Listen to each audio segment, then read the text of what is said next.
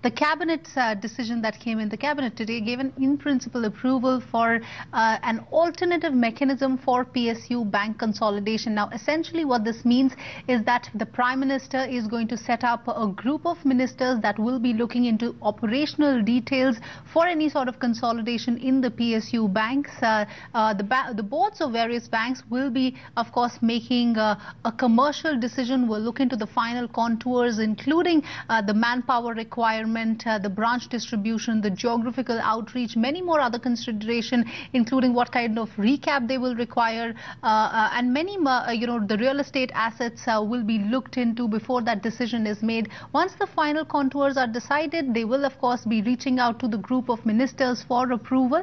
In fact, Finance Minister Arun Jaitley today also saying that the idea is to reduce the number of PSU banks from the current 21. The number of PSU banks will come down, and they are looking to create stronger banks, and this also on the basis of commercial decision. This merger and consolidation will take place, and this of course a step forward after the government has already merged SBI with its subsidiaries, and they're looking to further reduce the number of PSU banks. But first up, let's listen into the Finance Minister. Cabinet gave an in-principle approval to the constitution of an alternative mechanism which will oversee the proposals with regard to consolidation of banks that will come from various public sector banks.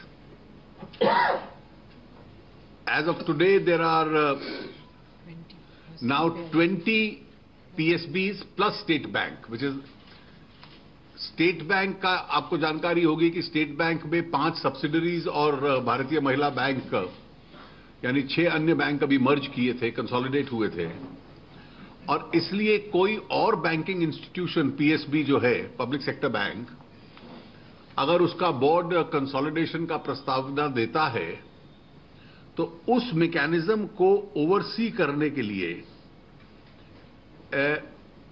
एक वैकल्पिक व्यवस्था केंद्र सरकार में alternative mechanism होगा.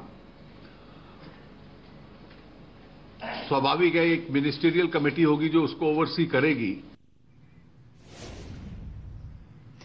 In fact, all the PSU bank stocks were on fire post that news, and also in anticipation of that news. And this really helped even the Lal Street make some of those gains. The Nifty reclaimed the 9850 mark, day 2 of the gains for the markets.